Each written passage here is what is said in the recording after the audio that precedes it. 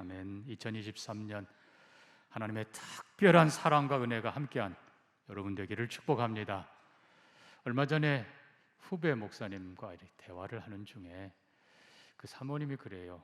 물론 자기 남편이 키 크고 잘 생겨서 또 결혼했지만 무엇보다도 집안이 다 믿는 집안이고 만나고 모이면 예배하고 너무 행복해 보여서 자기가 결혼했고 또 그렇게 닮고 싶다는 겁니다. 그랬더니 후배 목사님 하는 얘기가 실은 그렇게 된 지 얼마 안 됐다는 거예요.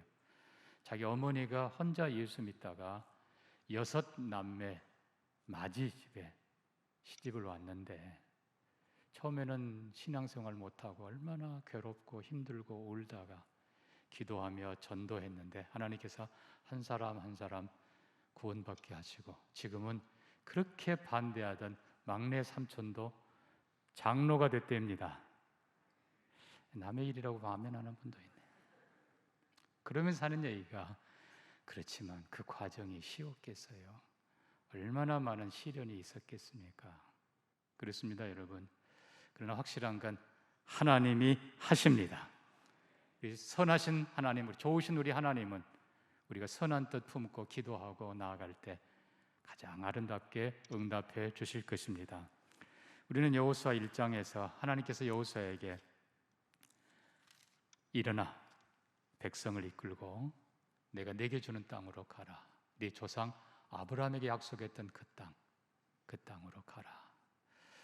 여러분, 이미 지난주에 말씀드렸기 때문에 우리는 이 가나안 약속의 땅이 얼마나 소중한 축복의 땅인지, 젖과 꿀이 흐르는 땅, 그러니까 실제로 주위에 있는 땅에 비하면 너무나 아름답고 그리고 축복의 땅입니다. 지금도 이스라엘에서 나는 것들은 다 귀하고 좋습니다. 하나님께서 사랑하는 아브라함에게 주신 축복의 열매, 바로 그 땅이에요. 그리고 그 땅은 세 대륙의 한가운데 있는 역사의 중심 무대, 그곳에서 하나님께서는 이스라엘에게 하신 일들 그리고 구원의 사역을 온 세상이 알기를 원하십니다. 그리고 또 이 가나안 땅은 우리가 장차 들어갈 영원한 축복의 하늘나라의 상징이라고 했습니다. 저는 이미 여러분들에게 여호수아의 3가지 전쟁을 말씀드렸습니다. 중부전쟁, 남부, 북부전쟁. 쉬운 전쟁이 아니었습니다. 자, 그런데 우리가 다시 여호수아 1장으로 돌아가서 하나님께서 여호수아에게 약속의 땅으로 진군하라 했을 때 여러분 그 상황을 한번 보십시오. 여호수아가 두려워했다고 그랬어요. 하나님께서는 두려워 말라, 놀라지 말라, 내가 너와 함께한다. 왜요?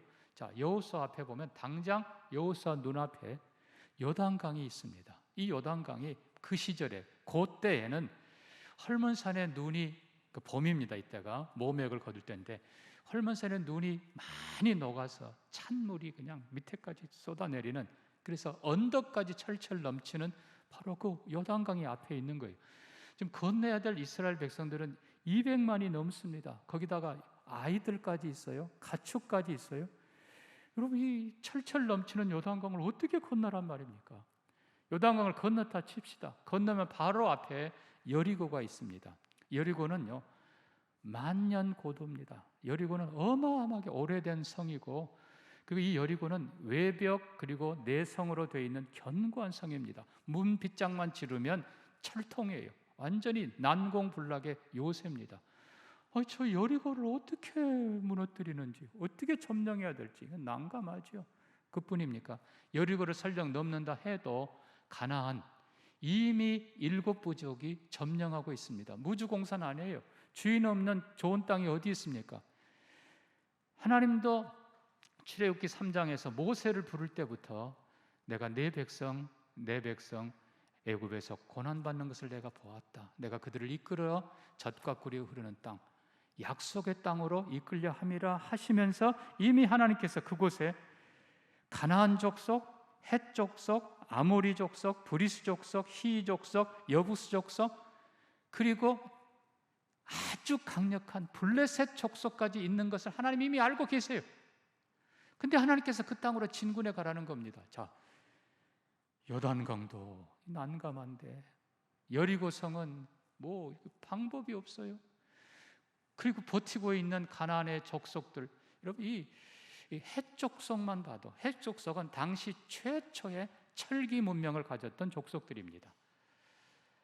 성경 외에는 기록이 없어서 이 역사가 인정을 안 했어요. 그러나 고고하게 발굴하고 하면서 헷족속이 실제로 있었다는 것이 드러났습니다. 성경이 사실입니다. 헷족속, 여러분 철기 문명 당시에 누가 당합니까? 그뿐입니까? 아모리 족속, 이 아모리 족속은 한마디로 난폭한 민족들입니다.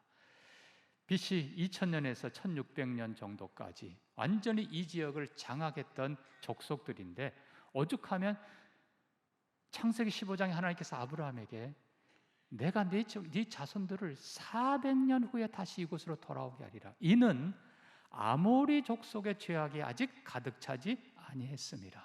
그러니까 그 지역을 아주 그냥 대장 노릇하고 그냥 하여튼 모든 길목 다 잡고 지나 통행세 받고 하여튼 깡패 노릇했던 게 바로 아모리 족속입니다. 이 족속을 어떻게 하라는 거예요? 이 족속. 그뿐입니까? 블레셋은 남쪽 해변을 장악한 5개 도시의 연합군입니다. 일반 부족들은 그냥 한두 도시 중심으로 이렇게 돼 있는데, 이 블레셋은 이미 사사 시대에 왕조를 이룰 정도로 문명, 경제 아주 대단한 민족들이었습니다. 근데 이게 각자 싸우는 것도 쉽지 않은데 나중에 보면 이놈들이 또 연합을 하는 거예요. 남부 전쟁도 보면은 예루살렘 왕 아도니세덱이 중심이 되어서 5 왕들을 모아서 연합을 해서 여호수아를 대적하러 나옵니다. 북부도 마찬가지예요. 북부도 하솔 왕이 중심이 되어서 7, 8개 부족들이 연합을 해서 여호수아를 막으려고 하고 있는. 여러분 이게 한 개 부족도 이게 쉽지 않은데 연합해서 대항을 하니, 이게 뭐 여호수아 입장에서는 생각만 해도, 아니 바로 눈앞에 있는 요단강, 어떻게 이거 요단강 철철 넘쳐 흐르는, 용사 몇 명이면 그냥 죽을 힘을 다해 헤엄쳐 갈 수 있을지 몰라도 아이들에게 가축까지 이거 어떻게 해요? 여리고성, 저 버티고 있는 여리고성을 어떻게 하라고요, 하나님? 아니 이미 차지하고 있는 저 부족들을, 그들은 이미 견고한 성벽을 뒀고, 심지어 당시 저기 하솔 그 사람들은 애굽이 개발한 전차까지 갖고 있는데 어떻게 해요, 이걸? 난감합니다. 한마디로 쉬운 게 아니에요. 그러나 여러분, 이 자리에서 우리가 꼭 생각해야 될 것이 있습니다. 여호수아는 앞으로 그 앞에 펼쳐질, 그가 건너가야 될 요단강, 여리고 7 부족을 상대하기 전에 먼저 뒤를 돌아봐야 되는 것입니다. 뒤를 돌아보니까 지금 여호수아는 요단강 동편에 지금 와 있는 겁니다. 자, 옛적을 다시 잠깐 돌아봅니다. 출애굽 400년 넘게 애굽에서 종노릇했던 그들을 출애굽시킨 그 과정을 보면서 이스라엘 자기들이 한 겁니까? 아니에요. 이스라엘 백성들이 한 건 아무것도 없어요. 10번의 재앙을 내려서 하나님을 대적하던 바로와 에집트를 초토화시킨 분이 하나님이십니다. 자기들이 하는 거 아니에요. 하나님이 하셨어요. 출애굽한 후에 홍해 앞에 와 있습니다. 뒤에는 애굽 군대가 추격해 옵니다. 앞에는 홍해가 버티고 있습니다. 홍해를 갈라 건너게 하신 분 하나님이십니다. 자기들이 한 거 아니에요. 광야길을 돌아보니까 40년, 긴 세월, 광야는 아무것도 없어요. 긴 세월 광야 동안에 매일같이 만나로 이스라엘 백성들에게 양식을 주셨던 분이 누구예요? 하나님이십니다. 목마를 때 바위를 깨뜨려서 물을 마시게 하시던 분이 하나님이십니다. 돌아보니까 40년 광야길, 물론 불신앙으로 첫 세대는 다 광야에서 죽었습니다마는 다음 세대 광야에서 태어난 그들 40년 동안 걸어오면서 옷이 헤어지지 않았다고 그랬어요. 신발도 떨어지지 않았다고 그랬어요. 자, 지금 여호수아와 이스라엘 백성들이 요단강 앞에 와 있습니다. 뒤를 돌아보니까 출애굽도 홍해를 건넌 것도 광야의 길을 지난 것도 하나님이 하셨습니다. 사랑하는 성도 여러분, 우리가 지금 이 순간에 뒤를 한번 돌아보기를 바랍니다. 지나온 모든 세월들 돌아보면 내가 한 것 같지만 하나님이 하셨습니다. 여러분, 개인적으로도 그렇고 교회적으로도 그렇고 돌아보면 하나님은 어떻게 그때 그렇게 하셔주고 어떻게 그렇게 하셔서 우리를 여기까지 인도하셨습니까? 우리가 은혜라는 찬양을 부르면서 그러죠.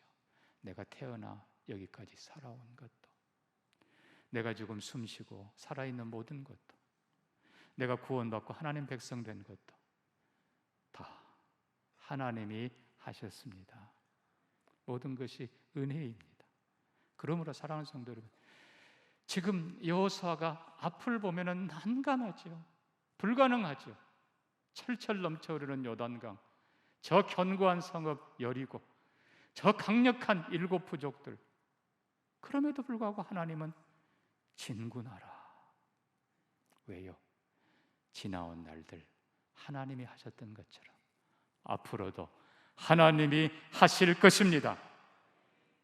요단강도 하나님의 언약궤를 맨 네 제사장들이 하나님의 약속을 믿고 요단강에 발을 들여 놓았을 때에 요단강물이 저 위에서 멈춥니다. 하나님께서 그 권능의 손으로 물을 막으시고 물이 산처럼 쌓이고 그리고 물이 끊어져 마른 땅으로 이스라엘 백성들이 건너갑니다. 여리고 마찬가지로 여리고도 물론 첫 싸움입니다. 앞으로 모든 싸움의 샘플이죠. 언약궤를 맨 제사장들이 앞장서 갑니다. 그 앞에 또한 제사장들이 7 나팔을 불면서 여리고성을 돕니다. 백성들은 하나님 명령대로 침묵합니다. 하루에 한 바퀴씩 돌고 진영으로 돌아오고 또 한 바퀴 돌고 여전히 하나님의 나팔만 울려대고 그리고 언약궤를 따라서 온 백성이 여리고를 돕니다. 마지막 7째 날에 6번 돌고 마지막 7번 돈 후에 여호수아가 외치라 할 때 그동안 7일 동안 침묵했던 이스라엘 백성들이 와 외칠 때 견고한 성벽 여리고가 내벽 외벽 다 안으로 무너졌습니다. 고고하게 발굴한 바에 의하면 어떤 분이 그렇게 얘기를 해요. 그 근대에 지진이 있었다는 겁니다. 그러나 연대를 정확히 측정하니까 지진 안 맞습니다. 다른 연대예요. 그리고 중요한 것은 고고하게 층층 발굴했는데 제 성경에도 그 자료가 나옵니다만 여리고가 무너졌을 당시에 모든 벽이 다 안으로 무너졌다는 사실입니다. 하나님이 하셨습니다. 남부전쟁, 그게 이제 중부전쟁이고요. 남부전쟁, 아까 말씀드린 대로 예루살렘 왕 아도니세덱이 앞장서서 연합군을 형성해서 여호수아를 대적하러 옵니다. 여호수아가 그 어마어마한 적군을 보면서 겁을 낸 게 아니라 오히려 기도합니다. 하나님, 해를 멈추게 해주십시오. 하나님께서 해를 거의 하루 종일 멈추게 하십니다.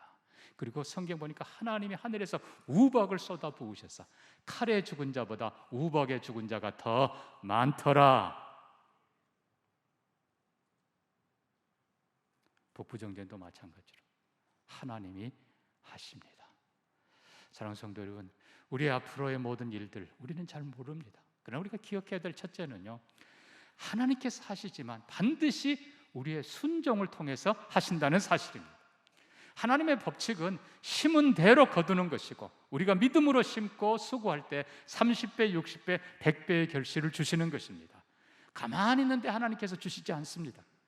우리로 하여금 진군하게 하시고 우리로 하여금 싸우게 하십니다. 그러나 우리가 믿음으로 진군할 때 하나님께서는 앞장서 싸우시고 더 크게 역사하시고 이기게 만들어 주십니다. 이게 하나님의 법칙이에요. 여기서 우리가 한 가지 또 생각해야 될 것이 있습니다. 하나님은 정말 파괴적인 분인가? 가나안의 족속들을 이렇게 다 무너뜨리고 다 진멸해야 되는가?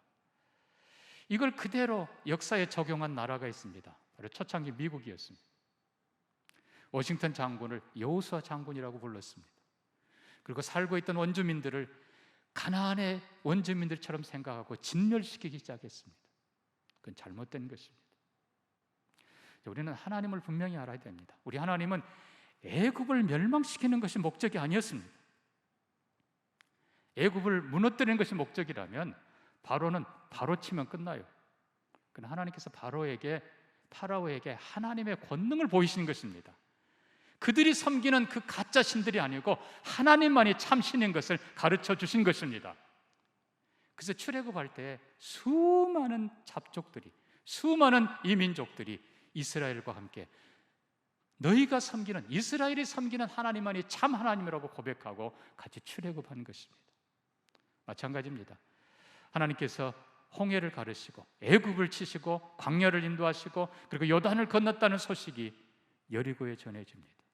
여리고는 문빗장만 지르면 아무도 쳐들어올 수 없는 난공불락입니다. 그러나 그 여리고 성에서도 여러분 기억해야 될 건 하나님은 공의 하나님이십니다. 자, 하나님의 공의라고 하는 것은 하나님을 섬기는 것이 선이고 하나님을 바로 섬기는 것이 축복의 길입니다.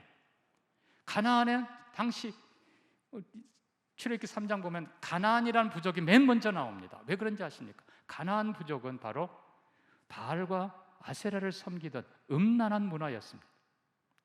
남신 여신을 섬기면서 온갖 음란한 짓거리를 하는 게 바로 가나안이었어요.